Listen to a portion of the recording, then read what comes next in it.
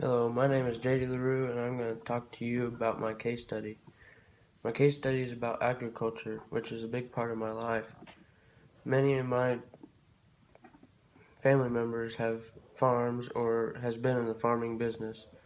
Myself included, I grow my own gourds, which is about an acre gourd patch that allows me to grow my own gourds and sell them for decoration when November and October come around for older ladies or whoever wants to buy gourds. My dad's a chemical rep for a long time, he still is. It's going to be for a long time even from now. My grandpa has been in agriculture since he was born, and he's farmed a lot, and for my sake, he didn't have it long before I was old enough to get on the farm and help him out as a farmhand. But our case study involves Farmville County in North Carolina, where family farms have been given up or sold to CAFOs, which are big companies that have a lot of ground and can store a lot of animals like livestock, pigs, cows, you name it, all together in one confined location and fit twice or three times as more animals as others or local farms. Their study is about how this company named Eastville Swinery, and they want to expand their pig farm from 8,500 to 1,350, which is significant in that town and county, because most of the farming that's in there is local, and they have probably about 50 or less swine head in their ownership. When the case goes on, they have a 50-50 vote on whether or not it should be agreed upon for them to expand.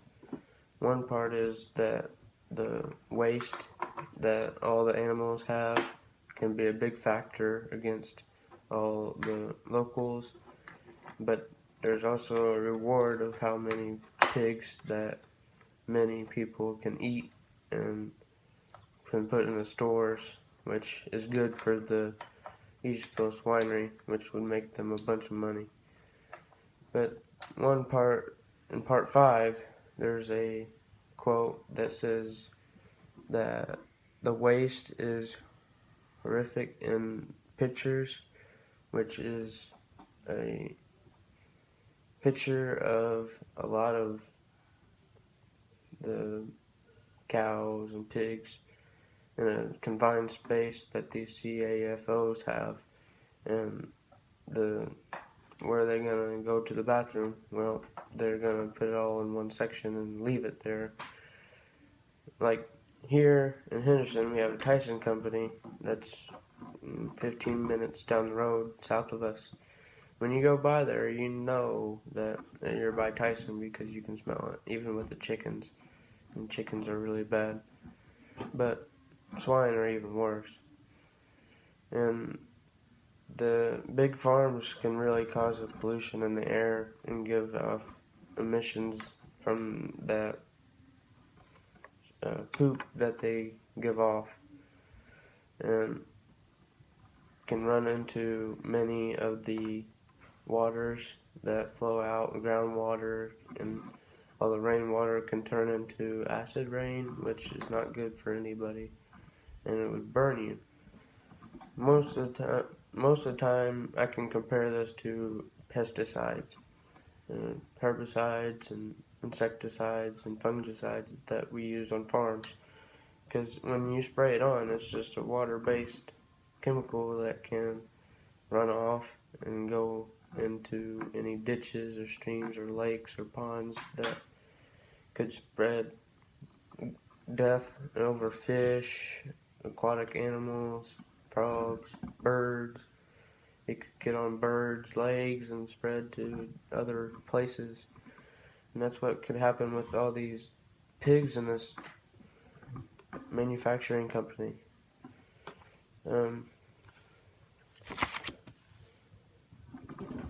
Another example, in Part 5, the EPA allows for 133 E. coli colonies. And another quote is when they did a study on another CAFO, is one sample had over 1 million colonies, which is not very good at all, and could harm you, could kill a lot of people.